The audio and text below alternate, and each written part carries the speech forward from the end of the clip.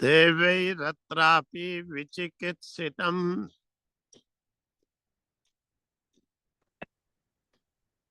किल त्वं च मृत्यो यन्न सुविज्ञेयमात्य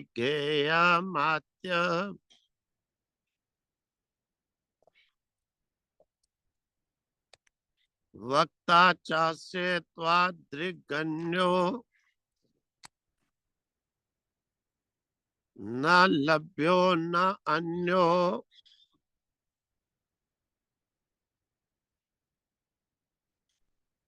वरतुल्य एतस्य कश्चित् देवैः अत्र अपि विचिकित्सितम्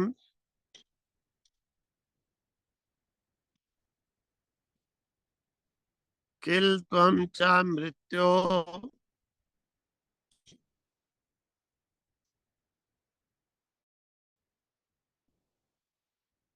यत् न सुविज्ञेयम् अथ वक्ता च अस्य त्वादृग् अन्या न लभ्याः न अन्यः वरः तुल्या एतस्य कश्चित् शतायुषः पुत्र पौत्रान्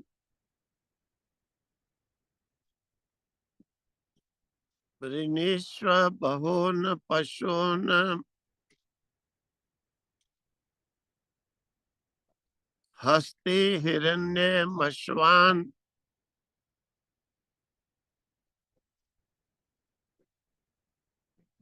भूमेर्महदायतनं वृणीष्व स्वयं च जीवा शर्तो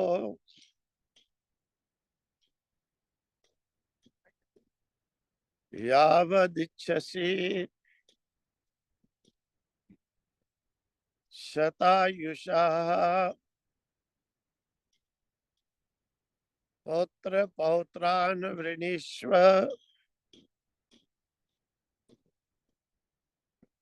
बहून् पशून् हस्ति हिरण्यम् अश्वान् भूमे महत् आयतनम्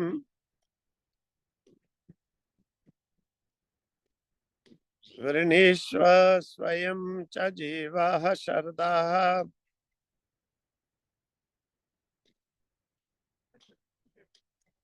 इच्छसि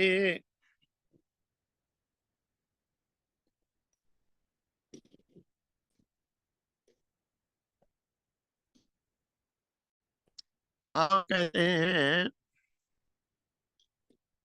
देवै अत्र अपि विचिकित्सितम् किल त्वं च मृत्यो यन्न सुविज्ञेयम्।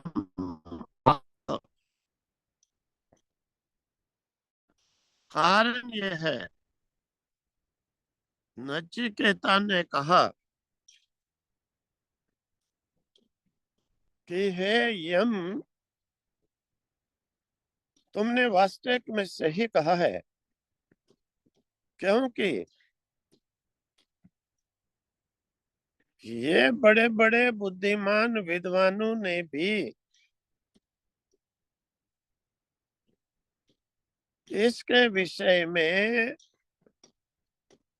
जिज्ञासा की है। यहाँ तक कि देवैरपि, देवों ने भी जिज्ञासा की है। यह बात भी प्रामाणिक है कि देवता भी इस तत्व के जानने के लिए बड़े लालायित रहे हैं। देवता ही नहीं, देवताओं का राजा इंद्र भी बड़ा लालायित रहा। कारण कि इस विद्या को जानने वाला सब में महान हो जाता है, सबसे महान हो जाता है। मतलब पीछे हम वर्णन करके आए हैं कि ब्रह्म विद्या का मतलब ये है महान विद्या को पा जाना। कहते हैं एक बार एक ऋषि के पास में, मातंग ऋषि के पास में अश्विनी कुमार ब्रह्म विद्या लेने के लिए चले गए। ब्रह्म विद्या लेने के लिए जब चले गए, मातंग ऋषि ने उनकी परीक्षा ली। उपकारी थे, क्योंकि देवताओं की चिकित्सा करते थे। तो अश्विनी कुमारों में ये बड़ा गुण था, बिना किसी पक्षपात के ही देवों की चिकित्सा करने के कारण अश्विनी कुमारों को मतंग ऋषि ने कहा, ठीक है, हम आपको उपदेश दें। जब उपदेश देने लगे तो अब क्या था, अगर तो अश्विनी कुमार इस विद्या को पहले पा लेते तो इंद्र से भी बड़े हो जाते, इंद्र से भी महान हो जाते। इंद्र को बड़ा दुख हुआ, इंद्र देवता को बड़ी ईर्ष्या हुई और इंद्र देवता पहुंच गए। मतंग ऋषि के यहाँ करने लगे, रुको रुको रुको, मैं स्वर्ग का राजा हूँ, ये विद्या मेरे अधिकार में होनी चाहिए, मेरे बिना नहीं किसी को देनी चाहिए। मतंग ऋषि ने कहा, लो भाई, तेरा इससे क्या काम है? तुम राजा राजा व्यसनी विषयी ईर्षयी, तो ये ब्रह्म ज्ञानियों का काम है, इसमें तुम्हारा कोई मतलब नहीं। लेकिन फिर भी अधिकार कह करके इंद्र ने कहा, आप ऐसा कीजिए, देना ही है तो ये विद्या पहले हमें दीजिए। क्योंकि ये था कि जो इस विद्या को पहले पाएगा वही महान होगा।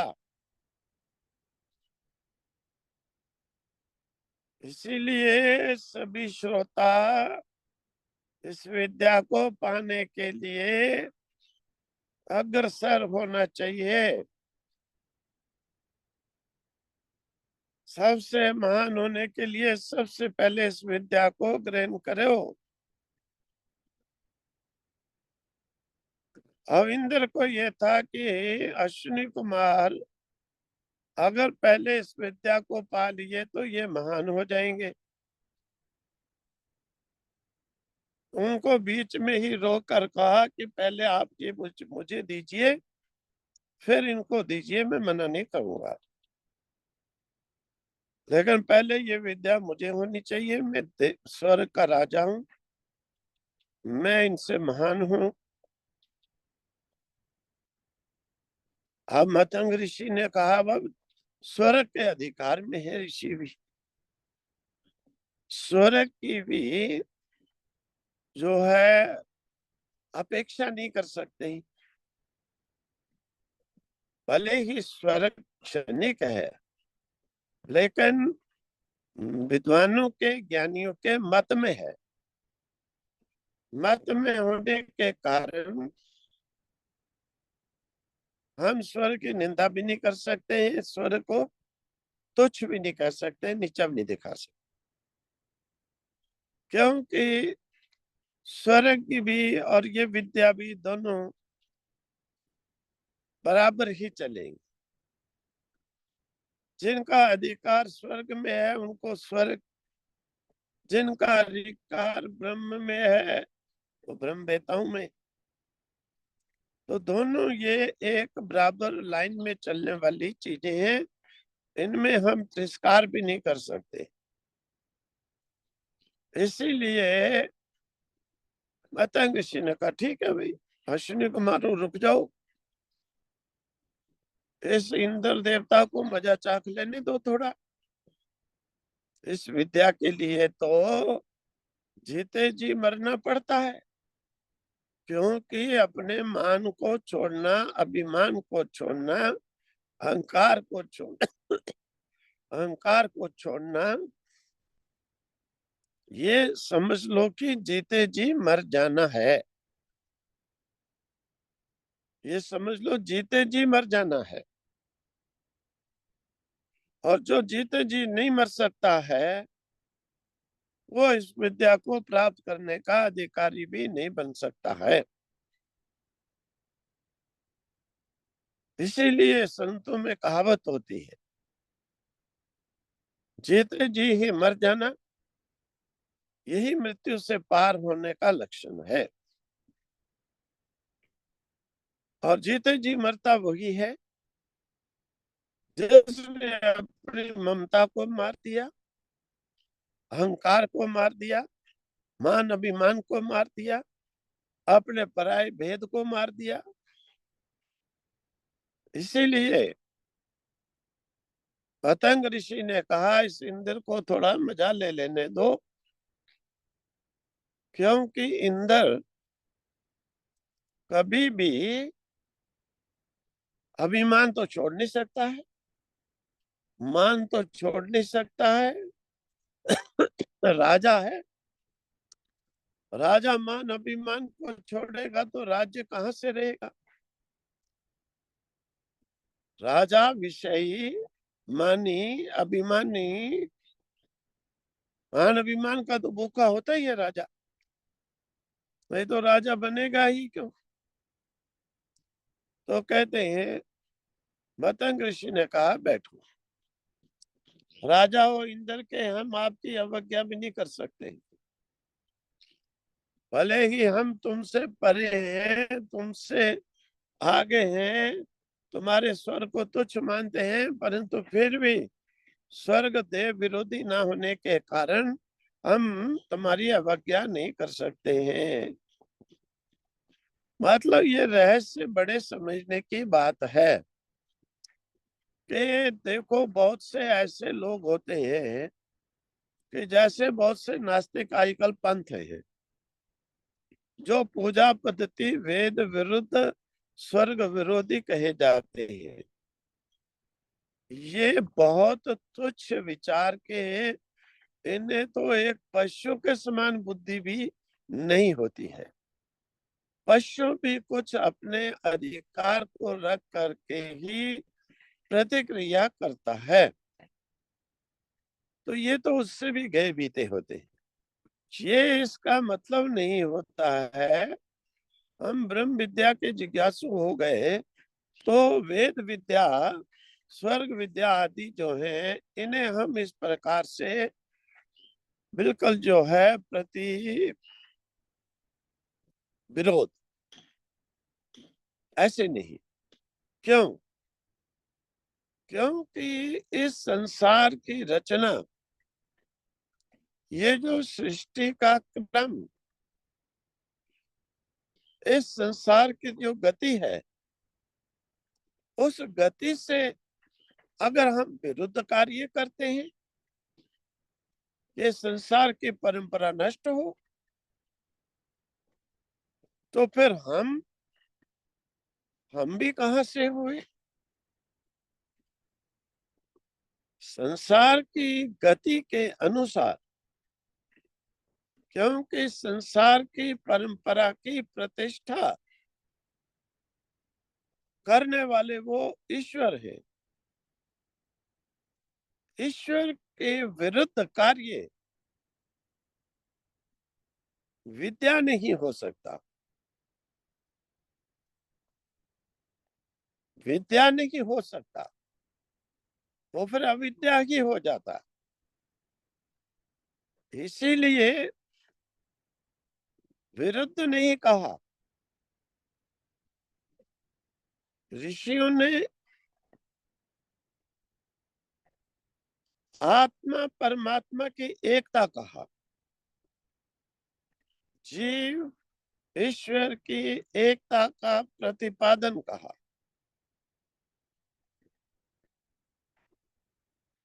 विरोध नहीं किया, विरुद्ध नहीं, एकता का प्रतिपादन। दोनों में भिन्नता पाठ को हटाया, एकता का प्रतिपादन, विरुद्ध प्रतिपादन नहीं किया। इसीलिए ऋषि ने कहा, ठीक है इंद्र बैठो। वैसे तो तुम अधिकारी नहीं हो, लेकिन अधिकारी ना होने पर भी कभी कभी जो है, कभी कभी जो है किसी कारणांतर से, किसी कारणांतर से अधिकारी भी इंद्र बन जाता है कि स्वर्ग का राजा होने के कारण। क्योंकि देखो, जैसे हमारे सामने बात है, हमारे गुरु जी थे तो वो मां शराब सिगरेट पीने वाले के भी भंडारा नहीं लिखते थे। एक सेवक तो था बहुत, तो वो पीता पाता था थोड़ा, तो उसकी रोटी नहीं लिखी। भाई तुम छोड़, पहले गौशाला जाकर सेवा करो। तो हम बैठे थे सामने, तो हमें कहता है, महाराज देखो, वक्त भी बड़ा निराला था। हम तो कहने लगा, आपको लिखनी पड़ेगी। अरे भाई क्यों लिखनी पड़ेगी? महाराज देखो, संत ही सुनाते हैं, शास्त्रों का बात है कि अगर भूमि दान किया होता है तो उसके ये जो पाप है, दोष है, ये दोष निर्दोष हो जाते हैं। अब जो है स्वामी जी भी कहने लगे, अगर आप नहीं मानते हो तो बताओ, शास्त्र में लिखा है नहीं, आप शास्त्रों के विरुद्ध चलते हो। और स्वामी जी भी हंसने लगे, भाई क्या किया जाए, शास्त्र का प्रमाण है।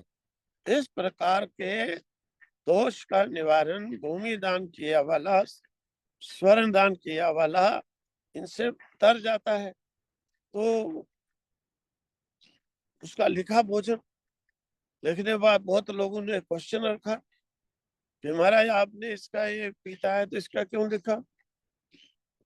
स्वामी जी ने कहा, भाई ये बात है, देखो अब मैं शास्त्र से विरोध भी नहीं कर सकता, शास्त्र के अनुसार चलना, इसीलिए इसने भूमि दान की है, तो इसके ये दोष जो है निर्दोष समझे जाए। अब इंद्र अधिकारी नहीं है, लेकिन इंद्र देवताओं की रक्षा के कारण, देवताओं की पालना के कारण इंद्र के ये दोष, मान अभिमान, ये दोष इंद्र के नहीं माने गए। इसीलिए फिर ऋषि ने बिठा दिया कि चलो बैठो सुनो फिर। और वैसे तो तुम अधिकारी नहीं हो, मतंग ऋषि ने ये भी बोल दिया। इंद्र ने कहा, ठीक है भले अधिकारिणी पर विद्या दो, क्योंकि अगर आप इससे पहले दे दोगे अश्विनी कुमारों को, तो अश्विनी कुमार मेरे से महान हो जाएंगे और मैं अश्विनी कुमारों से छोटा हो जाऊंगा। ब्रह्म विद्या का बात ही यही है, जो पहले प्राप्त करेगा महान होगा। अब तुम लोगों में भी देखते हैं कौन पहले प्राप्त करता है। फिर प्राप्त करने के लिए मान, अभिमान, राग, द्वेष ये छोड़ने पड़ेंगे। अधिकारी वही है, वो इस विद्या को ग्रहण करेगा, ग्राह्य होगी। अभिमानी इस विद्या को ग्रहण करेगा तो वो ग्राह्य नहीं होगी। इसीलिए इंद्र को बिठाकर ऋषि ने शुरू किया प्रारंभ में इस ब्रह्म विद्या की ओर अग्रसर करते हुए, जिज्ञासु बनाते हुए, अति प्रीति करते हुए। जैसे भगवान श्री कृष्ण गीता में अर्जुन की बुद्धि को और इस विद्या में लगाने के लिए इस ब्रह्म विद्या की पहले स्तुति करते हैं कि यम लब्ध्वा, जिसको प्राप्त करके पुनर्जन्म प्राप्त नहीं होता है, इत्यादि वाक्यों से या और भी बहुत से श्लोकों के द्वारा, मंत्रों के द्वारा ये उपदेश किया जाता है, स्तुति की जाती है। तो इसी प्रकार से ऋषि ने कहा, इंद्र देखो, इंद्र के भोग और एक श्वान के भोग यानी कुत्ते के भोग एक समान होते हैं। जैसे कुत्ता भोग भोगता है, जाके पेट भर के खाता है, शांति का अनुभव करता है, सुख से बैठ जाता है पेड़ के नीचे। इंद्र भी भोग भोगता है, तृप्त हो करके सुख से बैठ जाता है। जो तृप्ति की अनुभूति है, तृप्ति की अनुभूति है जो एक कुत्ते में भी भोग भोगने से वैसी है, और एक इंद्र के समान पद पर बैठे वाले को भी भोग को भोगने से तृप्ति की अनुभूति इसी प्रकार की है।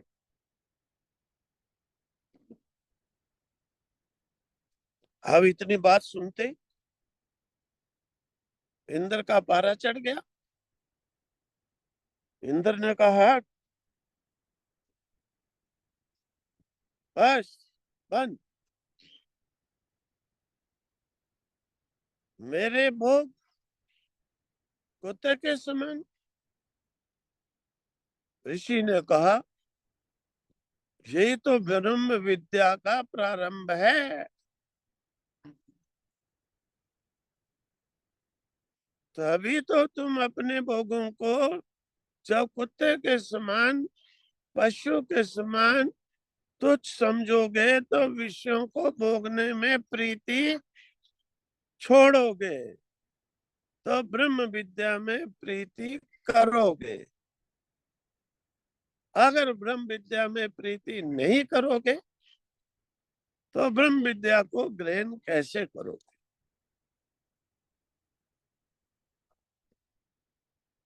इंद्र ने कहा, नहीं, ऐसी विद्या मुझे नहीं चाहिए जहां पर मेरी इंसल्ट हो। मैं तो चला छोड़कर। और बात सुन लो, तुम भी इस विद्या को दूसरे किसी को मत देना, नहीं तो मैं तुम्हारा सिर काट दूंगा। इंद्र उठ करके चले गए। ये अपमानित विद्या मुझे नहीं। आगे अश्विनी कुमार, उन्होंने कहा, महाराज बस इंद्र का हो गया तमाशा खत्म, दीजिए हमें। ऋषि ने कहा, भाई वो कह कर गया है, अगर ये विद्या किसी को दी तो मैं आपका सिर काट दूंगा। अश्विनी कुमार ने कहा, महाराज हम देवताओं के वैद होते हैं, काटने दो सिर आपका, हम फिर जोड़ देंगे। फिर जो है ऋषि ने शुरू की विद्या, इंद्र ने आके सिर काट दिया, अश्विनी कुमारों ने फिर एक सिर ला करके अश्व का जोड़ दिया और फिर विद्या सुनने लग गए।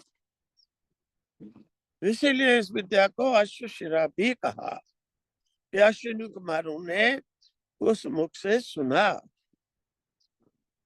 तो बड़ा गहन विषय है। नचिकेता कहता है, हे मृत्यु यमराज, इस विषय में विद्वानों ने, बड़े बड़े देवों ने भी जिज्ञासा की है और इसके लिए बहुत कुछ हुआ है। और इसके लिए तो ब्रह्मचारी ब्रह्मचर्य का पालन करते हैं, तपस्वी तप का पालन करते हैं, शिष्य लोग गुरु के पास जा करके वास करते हैं। इसीलिए हे यमाचार्य, मैं भी तो इसीलिए इसके लिए जिज्ञासा कर रहा हूँ। ये इतना बड़ा गहन सूक्ष्म विषय है, इसीलिए तो मैं भी इसके पीछे पड़ा। मृत्यु के बाद आत्मा क्या होता है? रहता है, कई कहते हैं नष्ट हो जाता है। ये जो पामार, नास्तिक, वेद विरोधी, तत्व ज्ञान से रहित, शरीर को ही पालने पोषने वाले इस प्रकार से मानते हैं, और आत्म विद्या वाले कहते हैं, इसके विरोध में कहते हैं। अगर शरीरों की उत्पत्ति का रहस्य ढूंढा जाए तो शरीर शरीर केवल अन्न से परिपाक होने वाले पंच भौतिक पदार्थों से, अंशों से नहीं। इसमें शक्ति तो दूसरी काम कर रही है कोई। उसके बिना ये जड़, और जिस चेतन से जड़ भी चेतनवत दिखाई देता है, वो तो कोई और ही है। इसीलिए हे नचिकेता ने कहा, यमाचार्य मुझे आप उपदेश दो तो इसे का दो, क्योंकि अब ये आपके इनकार करने के कारण, अर्थात हे यम, तुम्हारे इसके बदले में अनेकों वर देने के कारण ये विषय और बड़ा गहन बन गया है। ये विषय और बड़ा प्रशंसनीय बन गया है। ये बहुत विषय और उत्सुकता का विषय बन गया है। तो इसीलिए इसके बराबर तो कोई दूसरा वर हो ही नहीं सकता। इसीलिए मैं मांगता हूं तो यही वर कहता हूं। आज इतना ही, फिर आगे